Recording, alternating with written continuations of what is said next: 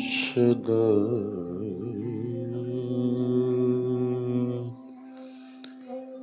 परिभवग्नमभीष्टदोहम्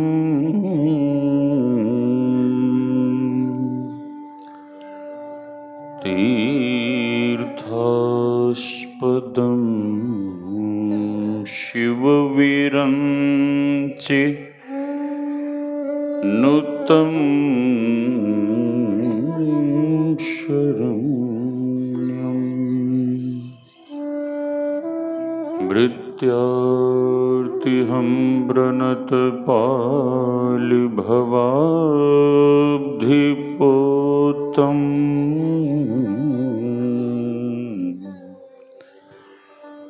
वन्दे महापुरुषते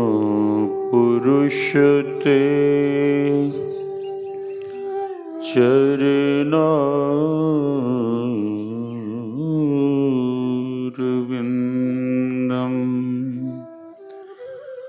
गुरुर्ब्रह्मा गुरुर्विष्णुः गुरुर्देवो महेश्वरः गुरुर्साक्षात् परं ब्रह्म तस्मै श्री गुरवे नमः। धन्य धन्य सद्गुरु सुखदो महिमा कही न जाय। जो कछु कहूँ तुम्हारी कृपा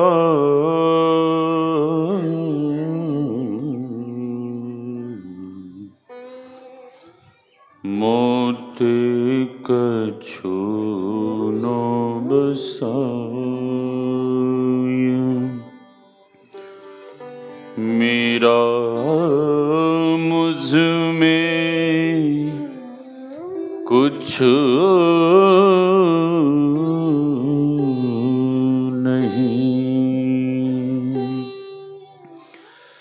जो कुछ है गुरु तो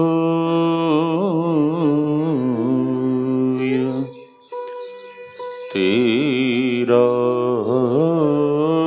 तुझको सौंपता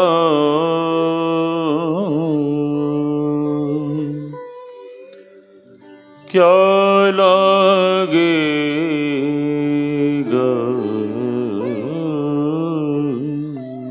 मोरे तेरा तुझको सौंपता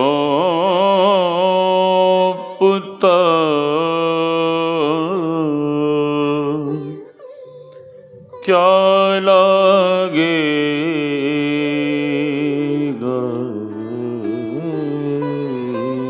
मोरे। आसन पर आसीन परमाराध्य सद्गुरु महाराज के युगल चरणों में कोटि कोटि नमन। इस पावन मंदिर में विराज रहे गुरु महाराज के प्रिय शिष्य पूज्य स्वामी श्री हजारीलाल जी महाराज, आदरणीय स्वामी श्री कुलेंद्र जी महाराज, इस मंच पर विराज रहे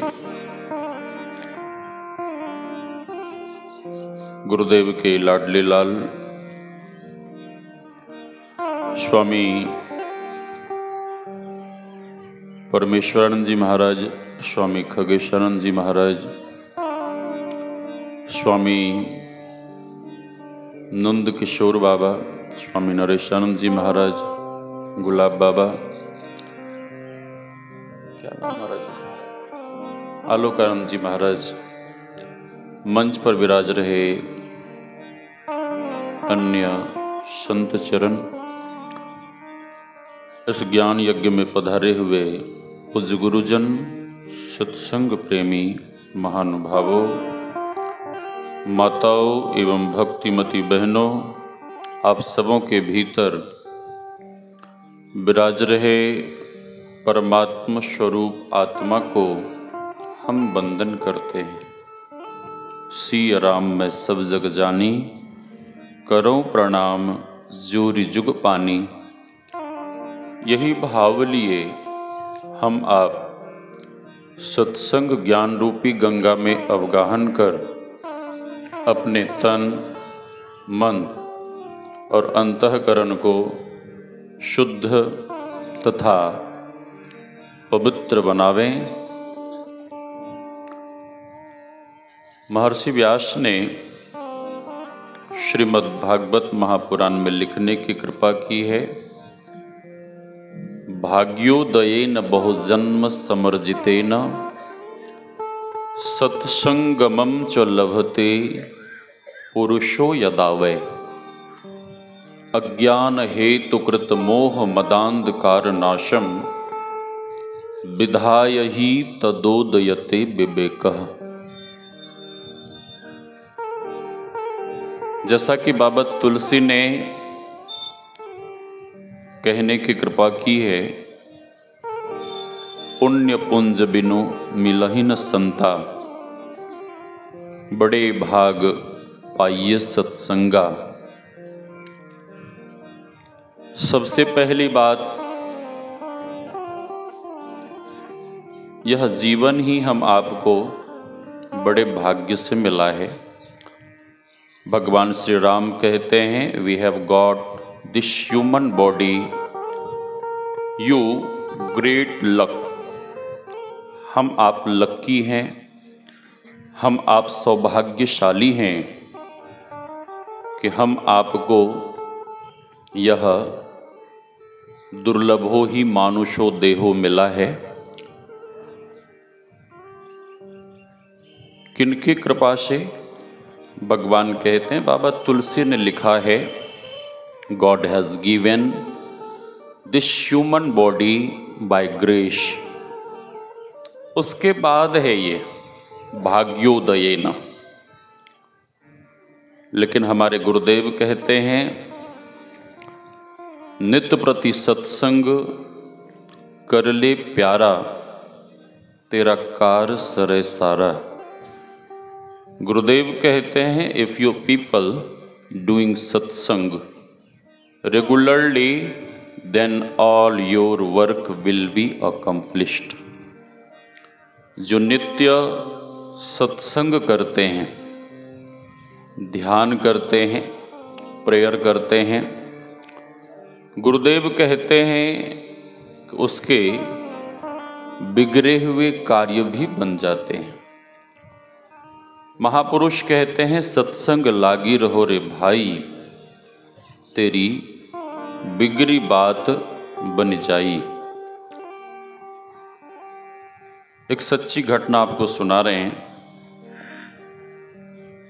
एक बहुत बड़े गुरुदेव के समर्पित भक्त हुए, प्रोफेसर थे, प्रोफेसर शिवनारायण प्रसाद यादव, परसाहाट के रहने वाले थे, अररिया डिस्ट्रिक्ट।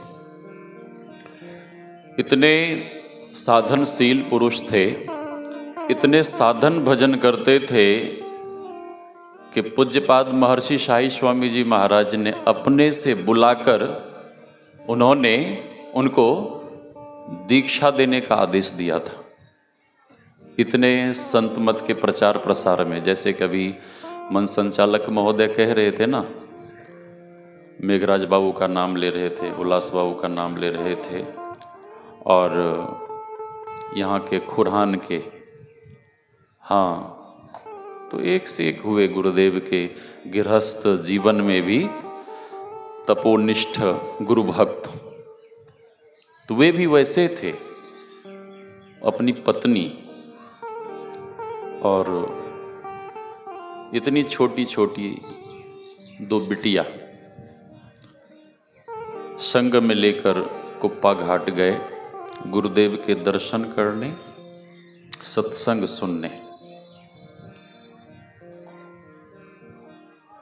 गुरुदेव को प्रणाम कर सभी लोग सत्संग में बैठ गए, लेकिन उन दोनों बच्चियों का मन सत्संग में नहीं लगा। उसमें से जो बड़ी बहन थी, उसका ससुराल बनबनखी के बगल में है, वो कहती है कि मम्मी मम्मी सत्संग ऐसे नहीं सुनना चाहिए। तो माँ पूछती है कैसे सुनना चाहिए? वो बड़ी बच्ची कहती है कि मम्मी सत्संग गंगा स्नान कर पवित्र होकर तब सुनना चाहिए। मम्मी कहती अरे पगली, गंगा स्नान करने से तो केवल शरीर शुद्ध होता है, शरीर पवित्र होता है, लेकिन सत्संग श्रवण करने से तो तन मन अंतःकरण सब कुछ शुद्ध और पवित्र हो जाता है। उन दोनों बच्चियों का मन सत्संग में नहीं लगा। गंगा जी के किनारे खेलने चली गई।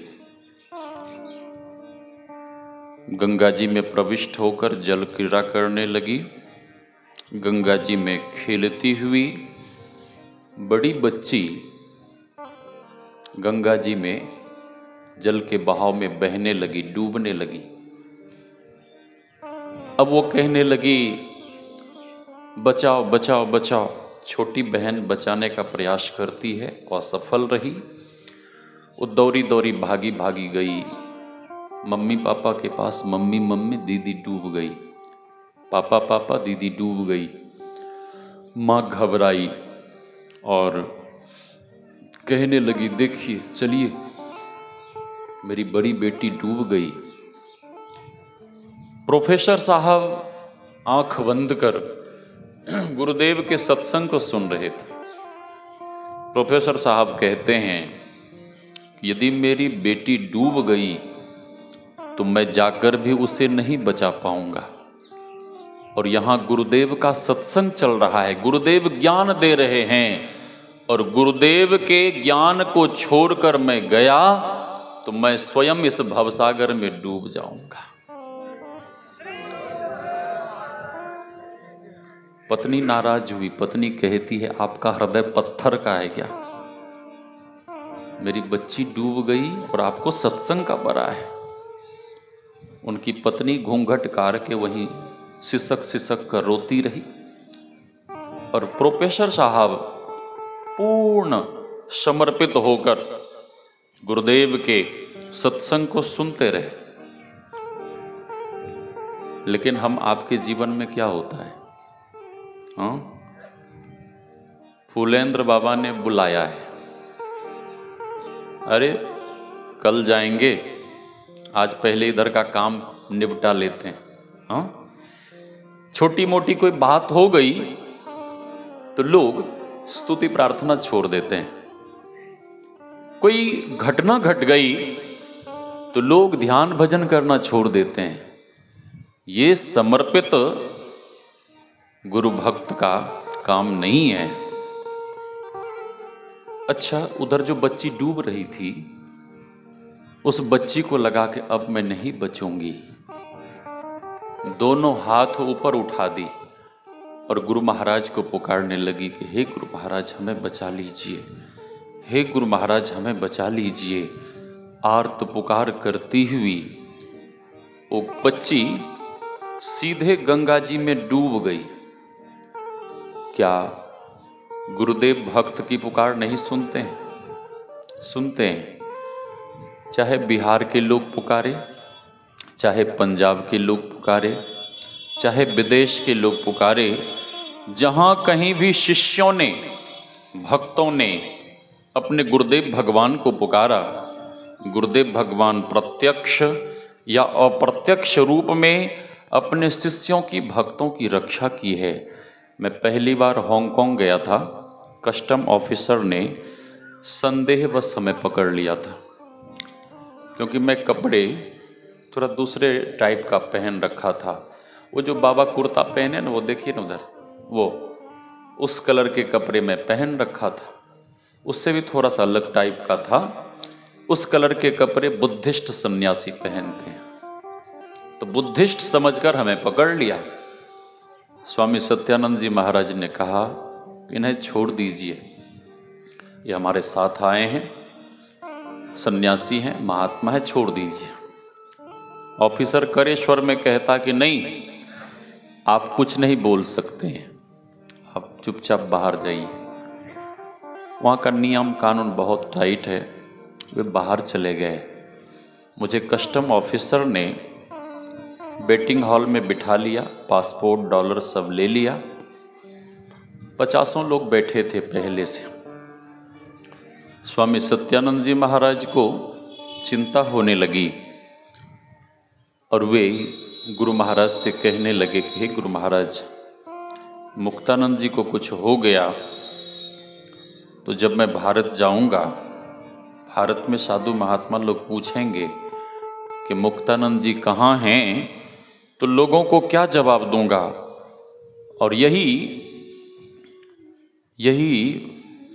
सोचते विचारते दुखी होकर रोने लगे और गुरु महाराज से प्रार्थना करने लगे कि हे गुरुदेव, अब इस विदेश की धरा पर आपके सिवा और कोई रक्षक नहीं है, कोई बचाने वाला नहीं है। प्रार्थना करते हुए रोने लगे और कहने लगे कि हे गुरुदेव, बिनु तुब कृपा को बची सके, तिहु काल तीनहु लोक में, प्रभु शरण तु आरत जना, तू सहाय जन के शोक में। रो भी रहे हैं और गुरुदेव की वाणी को भी कह रहे हैं और कह रहे हैं कि हे गुरुदेव, अब आपके सिवा और कोई बचाने वाला नहीं है। वे तो एयरपोर्ट के बाहर प्रार्थना कर रहे थे, रो रहे थे। उसी बीच गुरुदेव की ऐसी कृपा हुई कि एक सज्जन धोती कुर्ता पहने हुए मेरे सामने आते हैं और हमसे कहते हैं कि आप मुक्तानंद जी हैं। मैंने कहा जी हाँ। आप कौन? अपना कोई परिचय नहीं देते हुए कहते हैं कि आप चिंता मत करिए, आपके स्वामी सत्यानंद जी महाराज बाहर खड़े हैं, अभी मैं आपको छुड़वा देता हूँ। मैंने कहा ठीक है। अपने से ऑफिसर को बुलाए और हमसे बिना कुछ पूछे ऑफिसर को सब कुछ बताने लगे कि ये लोग वैदिक सनातन धर्मी हैं, सन्यासी हैं, ये लोग धर्म के प्रचार के लिए, सत्संग के लिए यहाँ पर आए हैं, इन्हें छोड़ दीजिए। ऑफिसर को सारी बातें समझ में आई और ऑफिसर हमसे कहता, सॉरी स्वामी जी, हमसे गलती हो गई, संदेह बस मैंने आपको पकड़ लिया था, ये लीजिए अपना पासपोर्ट और डॉलर और आप उधर से चले जाइए। मैंने कहा ठीक है। इसी बीच वे सज्जन और ऑफिसर स्वामी जी के पास पहुंचते हैं और कहते हैं कि आप स्वामी सत्यानंद जी महाराज हैं? उन्होंने कहा जी हाँ। आप कौन? वहाँ भी अपना परिचय नहीं देते हैं और कहते हैं कि आप चिंता मत करिए, आप रोइए मत, आपके साथी स्वामी मुक्तानंद जी को मैंने छुड़वा दिया है, वे आ रहे हैं। इतने में ही ऑफिसर स्वामी जी से क्षमा मांगता है, कहता सॉरी स्वामी जी, गलती हो गई, संदेहवश मैंने आपके साथी को पकड़ लिया था, वे आ रहे हैं। जितनी देर स्वामी जी की दृष्टि ऑफिसर के तरफ गई, उतनी ही देर में वे जो सज्जन के रूप में हमें छुड़ाने आए थे वहां से अंतर ध्यान हो गए, गायब हो गए, अदृश्य हो गए। मैं जैसे ही पहुंचा तो स्वामी जी हमसे पूछते हैं कि आपके पास जो वे सज्जन गए थे, क्या आप उन्हें पहचानते थे? मैंने कहा नहीं, मैं तो यह समझ रहा था कि आपका भेजा हुआ कोई भक्त होगा और हमसे बिना कुछ पूछे आपके बारे में, मेरे बारे में ऑफिसर को सब कुछ बता रहे थे। इतना सुनते ही स्वामी जी फिर दोबारा से रोना शुरू कर दिए। मैंने पूछा कि आप रो क्यों रहे हैं? स्वामी सत्यानंद जी महाराज कहते हैं, आपके पास कुर्सी पर बैठे रहे, आपने उन्हें पहचाना नहीं, मेरे पास आकर खड़े रहे, मैं उनका चरण स्पर्श तक नहीं कर पाया, रो भी रहे हैं बोल भी रहे हैं। मैंने पूछा कौन थे? स्वामी जी कहते हैं कि अभी तक आप समझ नहीं पाए। स्वामी जी रोते हुए कहते हैं कि मेरी प्रार्थना को सुन, मेरे आर्त पुकार को सुन, वे सज्जन के रूप में और कोई नहीं, वे सज्जन के रूप में तो साक्षात गुरुदेव ही आए थे। स्वामी जी उस धरा को प्रणाम करते हैं और हमें कहते हैं कि आप भी प्रणाम करिए। इस धरा पर गुरुदेव का चरण पड़ा है। उन्होंने प्रणाम किया, मैंने भी प्रणाम किया। फिर हांगकांग शहर में लक्ष्मी नारायण टेम्पल में जहाँ कार्यक्रम था, हम लोग उधर चले गए। तो मैं कह रहा था कि शिष्य गुरु भक्त जहाँ भी अपने गुरुदेव इष्ट भगवान को पुकारा, गुरुदेव भगवान वहीं अपने शिष्यों की, भक्तों की रक्षा की। वो बच्ची आर्त पुकार करती हुई तो गंगा जी में डूब गई, लेकिन उसके आर्त पुकार को सुन, वहीं गंगा जी के किनारे साक्षात गुरुदेव भगवान लाठी लेके प्रकट हो गए। एक नवयुवक वहीं खड़ा था और गुरुदेव कहते हैं कि ए बच्चा, क्या तुम तैरना जानते हो? हाँ बाबा, मैं भी गंगा जी के किनारे प्रयागराज इलाहाबाद का रहने वाला हूं। वो नवयुवक गुरुदेव से मन्नत मांगी थी कि हे में ही बाबा, मैं जॉब की तैयारी कर रहा हूं, यदि हमें जॉब मिल गया तो पुनः आपके दर्शन करने और दीक्षा लेने आऊंगा। तो लड़का दीक्षा लेने आया था, लेकिन गुरु महाराज को पहचान नहीं पाया। वृद्ध के रूप में गुरुदेव थे। सुनो, यहां सामने एक बच्ची डूब गई है, क्या तुम उसे ऊपर कर पाओगे? हाँ बाबा। कपड़े कुपड़े उतारा, छलांग लगाया, डुबकी लगाई, बच्ची नहीं मिली। लड़का कहता कि बाबा, यहां कोई बच्ची नहीं डूबी है। वृद्ध के रूप में गुरुदेव लाठी लेकर, लाठी का इशारा करते हुए कहते हैं, अभी मन संचालक महोदय कह रहे हैं ना, कह रहे थे मेघराज अग्रवाल बाबू के नाम को बोल रहे थे। उन्होंने अपने मुख से अपने जीवन की घटना हमें सुनाई। कहाँ? यहीं पुरैनी बाजार में। और कहते हुए रोने लगे थे। उनको किडनैप किया था बदमाश लोगों ने, ठीक है, और यहां से इधर कोसी नदी है ना, उधर ही छुपा के रखा था नाव में। हाँ, जब सब लोग हार गए तो उनके स्वजन परिजन गुरुदेव के चरण में पड़कर रोने लगे। हाँ, तब गुरुदेव ने अपनी लाठी उठाई और इशारा करते हुए कहा, इस दिशा में जाओ, इस दिशा में वे जरूर मिल जाएंगे। फिर पुलिस वाले ने चारों तरफ से उस इलाके को घेरा और छानबीन किया, खोजना शुरू किया, तो उसी दिशा में मेघराज अग्रवाल मिले। हाँ, उन्होंने अपने मुख से ये घटना हमें सुनाया, पुरैनी अपने घर पे। गुरुदेव के इशारे पर जब उस नवयुवक ने डुबकी लगाई, और जैसे ही डुबकी लगाई तो बच्ची का शरीर तो रेत मिट्टी से ढक गया था, लेकिन बाल जल में तैर रहा था। वो नवयुवक बच्ची के बाल को पकड़ता है और खींचकर कांधे पे रखते हुए ले जाकर गंगा जी के किनारे रख दिया। उधर हल्ला गुल्ला हुआ, बच्ची डूब गई, बच्ची डूब गई। सत्संग के बाद सभी लोग दौड़े भागे, लेकिन सभी लोग जब वहां पहुंचे तो लोगों ने क्या देखा कि बच्ची तो गंगा जी के किनारे में पड़ी हुई है। प्रोफेसर साहब से कहते हैं कि आप तो कह रहे थे कि मेरी बेटी डूब गई, आपकी बेटी तो किनारे में पड़ी हुई है। प्रोफेसर साहब रोते हुए कहने लगे कि छोटी बिटिया के कथनानुसार मेरी बड़ी बेटी डूब गई होगी।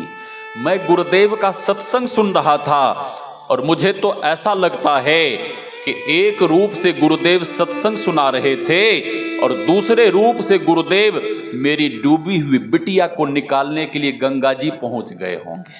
ऐसा हुआ होगा, ऐसा हुआ होगा। महाराज की जय।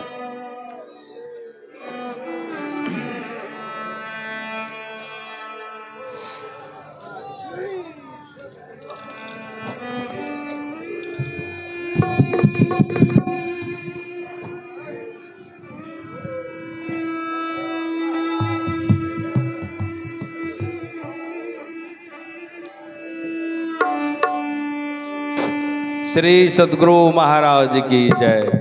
श्री सद्गुरु महाराज की जय। श्री सद्गुरु महाराज की जय। आप लोगों को पूज्य बाबा आशीर्वाद दे चुके हैं। आप लोग अपने अपने स्थान पर बिना समय गंवाए बैठ जाएं। श्री सद्गुरु महाराज की जय। श्री सद्गुरु महाराज की जय। श्री सद्गुरु महाराज की जय। सभी लोग अपने अपने स्थान पर बैठ जाएं। श्री सद्गुरु महाराज। जल्दी से बैठ जाइए, आप लोग खड़ी मत रहिए। माता बहनों से निवेदन है, पीछे खड़ी हैं, बैठ जाइए। पूज्य बाबा ने इशारा कर दिया बैठने के लिए। श्री सद्गुरु। लोगों ने कहा प्रोफेसर साहब आप तो कह रहे थे मेरी बेटी डूब गई, आपकी बेटी तो किनारे में पड़ी है। प्रोफेसर साहब रोते हुए कहते हैं कि मेरी बेटी डूब गई थी, सूचना मिलने पर भी मैं अपनी बेटी को देखने नहीं गया और मुझे तो ऐसा लगता है इसी समर्पण भाव के कारण गुरुदेव एक रूप से सत्संग सुना रहे थे और दूसरे रूप से गुरुदेव मेरी डूबी हुई बिटिया को निकालने के लिए गंगा जी चले गए होंगे। ऐसा हुआ होगा। बच्ची के शरीर में चेतना नहीं, उस निष्प्राण जैसी बच्ची को गोदी में लेकर गुरुनिवास गए। पूज्यपाद महर्षि संत सेवी जी महाराज, पूज्यपाद महर्षि शाही स्वामी जी महाराज, अन्य जो भी सेवक थे, सभी लोगों ने पूछा क्या हुआ। प्रोफेसर साहब रोते हुए कहते हैं कि बाबा देखिए ना, हम लोग तो सत्संग सुन रहे थे और मेरी बेटी के साथ ऐसी ऐसी घटना हो गई। गुरुजनों ने कहा कि आप लोग रोइए मत, दुखी मत होइए, आपकी बेटी डूब गई थी लेकिन गुरुदेव की कृपा से आपकी डूबी हुई बिटिया गंगा जी से बाहर आ गई। जिन गुरुदेव की कृपा से आपकी डूबी हुई बच्ची गंगा जी से बाहर आ गई, क्या वे गुरुदेव आपकी बिटिया को मरने देंगे? ले जाइए पास वाले मायागंज हॉस्पिटल में उपचार करवाइए। और मैं गुरु महाराज से हम लोग प्रार्थना करते हैं, मैं प्रार्थना करता हूँ कि आपकी बच्ची के शरीर में जल्दी ही चेतना आ जाए, स्वस्थ हो जाए। ले गए, डॉक्टर ने जवाब दे दिया कि नहीं, बच्ची का शरीर पीला पड़ गया है, अब कुछ नहीं हो सकता। प्रोफेसर साहब हाथ जोड़कर प्रार्थना करने लगे कि डॉक्टर साहब, जीवन और मृत्यु तो परमात्मा के हाथ में है, आप उपचार तो करिए। बहुत कहने पर डॉक्टर ने उपचार शुरू किया, थोड़ी औषधि दी और थोड़े से उपचार के बाद उस निष्प्राण जैसी बच्ची के शरीर में प्राण आ गया और वो बच्ची स्वस्थ होकर उठकर बैठ गई। प्रोफेसर साहब पूछते हैं कि बेटी, जब तुम डूब रही थी तो मुझे क्यों नहीं पुकारी? बच्ची कहती है कि पापा, मैं जब डूब रही थी तब आप लोग सत्संग मंदिर में सत्संग सुन रहे थे, मैं पुकारती भी तो आप लोग नहीं सुनते पापा, इसलिए मैं गुरु महाराज को पुकारने लगी। आप लोग सत्संग के समय कभी कभी कहा करते थे कि गुरुदेव दूर की पुकार सुनते हैं, इसीलिए मैं गुरु महाराज को पुकारने लगी। पापा, मैं तो गंगा जी में डूब गई थी, लेकिन गुरु महाराज की कृपा से मैं गंगा जी से बाहर आ गई। पापा, मैं तो मर गई थी, लेकिन गुरु महाराज की कृपा से आज मुझे ये नवजीवन मिला है, नया जीवन मिला है। फिर वहाँ से लेकर आश्रम आए, गुरु महाराज से आशीर्वाद दिलवाए, फिर अपने घर को गए। तो मैं कह रहा था सत्संग लागी रहो रे भाई, तेरी बिगड़ी बात बन जाई। धर्म कथा बाहर सत्संगा, अंतर सत्संग ध्यान अमंगा। गुरुदेव कहते हैं फिरे चहुदिसी जगत में, वक्तुरता देता फिरे, ध्यान बिनु नहीं शांति आवे, लोग हो कितनहु फिरे। तो बाहरी सत्संग के साथ साथ आंतरिक सत्संग, आंतरिक साधना, अंतर ध्यान आवश्यक है। जिन्हें साधना की विधि मिल गई हैं वे खूब मन लगाकर साधन भजन करें। अधिक नहीं कहते हुए वाणी को विराम। बोलिए श्री सद्गुरु महाराज की जय।